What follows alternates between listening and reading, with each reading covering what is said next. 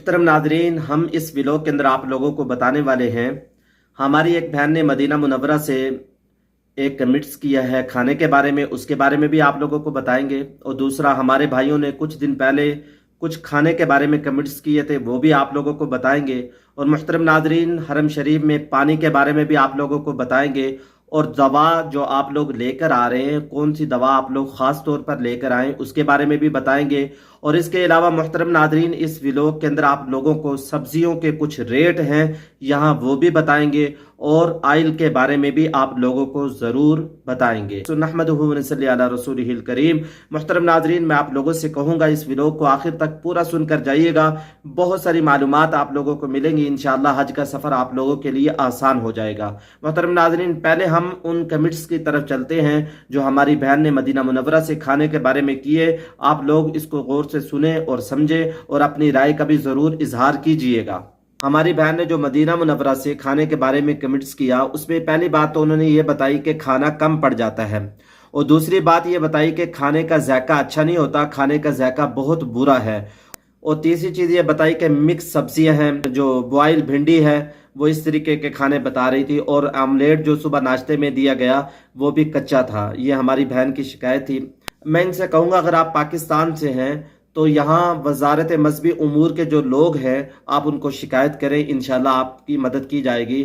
اور دوسرا ہے کہ باہر سے بھی کھانا سستا مل جاتا ہے، اگر یہ اچھا نہیں دے رہے آپ لوگ باہر سے کھانا کھا لیں، وہاں سے لے لیں، اور اللہ تعالیٰ آپ لوگوں کی مدد کرے۔ آپ لوگ تو اس لائق ہیں کہ آپ لوگوں کو اچھے کھانے دیے جائیں۔ میں آپ سے کہوں گا اتنا مجمع اور اتنے لوگ ہوتے ہیں یہاں، یہ صحیح طرح سے انتظام نہیں کرتے، اور آپ لوگوں کو کوئی تکلیف کوئی پریشانی آ رہی ہے تو آپ لوگ صبر کریں، انشاءاللہ اللہ تعالیٰ آپ لوگوں کو اس کا اجر بھی دے گا۔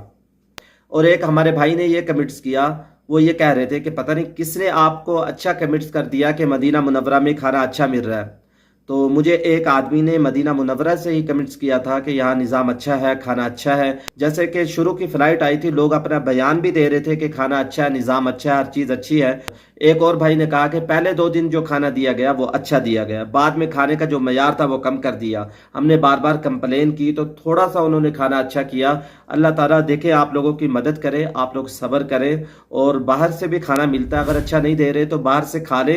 انشاءاللہ حج کے سفر کے اندر آپ لوگ جتنا خرچہ کریں گے اللہ آپ لوگوں کو دگنا کر کے دے گا۔ اور میں آپ لوگوں سے کہوں گا پاک حج ایپ ہے یا انڈیا کی بھی کوئی ایپ ہوگی، اس پہ آپ لوگ شکایت کریں، ان کو بتائیں ہمارے ساتھ یہ ایسے ہو رہا ہے، ہمیں سہولیات نہیں دی جا رہی۔ اگر پھر بھی نہ دیں تو آپ لوگ صبر کریں، اللہ آپ لوگوں کی مدد کرے گا۔ محترم ناظرین، اور کچھ سبزیوں کے ریٹ کے بارے میں بھی آپ لوگوں کو بتا دیتا ہوں۔ جو لوگ عزیزیہ میں ہیں یا جو لوگ آئیں گے عزیزیہ میں، یعنی مکہ مکرمہ میں ہوٹلوں میں ٹھہریں گے، بعض لوگ اپنا کھانا پکانا چاہتے ہیں تو ان کو پتہ ہو کہ یہاں کس بھاؤ پہ سامان ملتا ہے، کس بھاؤ پہ سبزیاں ملتی ہیں، تو لہٰذا وہ لوگ سن لیں۔ آلو 1 کلو 1 kg جو ہے یہ 5 ریال کا ہے، اور ٹماٹر کا جو ریٹ ہے 5 کلو 12 ریال کے ہیں آج کی تاریخ میں۔ پیاز 1 کلو 5 ریال کا مل رہا ہے۔ بھنڈی جو ہے وہ 10 ریال کی 1 کلو مل رہی ہے۔ بینگن 1 کلو 5 ریال کا مل رہے ہیں۔ گوبھی کا جو ریٹ ہے 2 کلو گوبھی 7 ریال کی ہے۔ آئل کے بارے میں اور سبزیوں کے بارے میں آپ لوگوں سے کہوں گا، ایک تو عزیزیہ کے قریب پاکستانی، ہندوستانی، بنگلہ دیشی اسٹول لگاتے ہیں، ان اسٹول سے لے لیں تو آپ لوگوں کو سستیاں ملیں گی۔ اگر آپ لوگ بڑے مال میں جائیں گے وہاں بھی آفریں لگتی ہیں، جیسے آئل ابو زہرا ہے یہ 22 ریال کا ملتا ہے، لیکن آج کل مجھے پتہ چلا ہے وہ مل رہا ہے 11 ریال کا، یعنی ڈسکاؤنٹ ہے۔ آپ اس ڈسکاؤنٹ کے اندر چیزوں کو خریدیں گے انشاءاللہ آپ لوگوں کو یہ چیزیں سستی ملیں گی۔ اور ابو زہرا کا جو آئل ہے یہ اچھے والا بھی ہے اور یہ سستا بھی ہے، ابھی اس کا ریٹ کم ہوا ہے۔ اور محترم ناظرین دیکھیں، بعض لوگ حج کے سفر کے اندر دال اور چاول پر گزارا کر کے بیچارے پورا حج کا سفر بتا دیتے ہیں۔ تو میں آپ لوگوں سے کہوں گا، بعض لوگ تو بڑے وسعت والے ہوتے ہیں، ان کے پاس بڑی وسعت ہوتی ہے، اللہ تعالیٰ نے ان کو بڑی نعمتیں دی ہوتی ہیں۔ جن کو اللہ تعالیٰ نے نعمتیں زیادہ دے رکھی ہیں وہ حج کے سفر کے اندر دیکھیں ان لوگوں کو تلاش کریں جو بیچارے کم کھانوں پہ کم چیزوں پہ گزارا کر رہے ہیں، جن کے پاس وسعت مالی اتنی نہیں ہے، آپ لوگ ان کی مدد کریں، ان کے ساتھ تعاون کریں۔ انشاءاللہ حج کے سفر کے اندر جتنا آپ لوگ خرچ کریں گے اللہ تعالیٰ اس کا اجر بھی زیادہ دیں گے، انشاءاللہ واپسی بھی لوٹائیں گے۔ تو محترم ناظرین، ہمارا جذبہ لگانے کا ہو، لوگوں کو دینے کا ہو، خرچ کرنے کا ہو۔ اللہ کے نبی صلی اللہ علیہ وسلم بھی صحابہ کو خرچ کرنے پر کہا کرتے تھے، صحابہ خرچ کرتے تھے، یہ اللہ کے نبی اور صحابہ کی صفت ہے۔ اور اس کے علاوہ محترم ناظرین آپ لوگوں سے کہوں گا جو لوگ حج کے سفر پہ آ رہے ہیں اگر آپ لوگوں نے پیکنگ کر لی ہے تو اس پیکنگ کے اندر آپ لوگوں نے جو دوائیوں کے اندر خاص طور پر کھانسی کی جو دوا ہے یہ آپ لوگوں نے رکھنی ہے، یہ آپ لوگوں نے لے کر آنی ہے، کیونکہ ہم بھی ابھی عمرے کے سفر سے واپسی آئے تو ہمیں 2 مہینے تک کھانسی رہی۔ ایک مولانا صاحب مجھے کہنے لگے میں رمضان میں عمرہ پہ نہیں گیا، جب بھی میں جاتا ہوں مجھے کھانسی ہو جاتی ہے۔ تو محترم ناظرین یہاں بہت سارے لوگ ہیں جن کو ہم نے دیکھا کھانسی ہو جاتی ہے، کھانسی کی دوا آپ لوگ ضرور رکھیں۔ اور دوسری چیز پانی پینے کے متعلق آپ لوگوں کو بتاؤں گا، حرم شریف کے اندر ایک طرف گرم پانی کے کولر رکھے ہوتے ہیں، ایک طرف ٹھنڈے پانی کے۔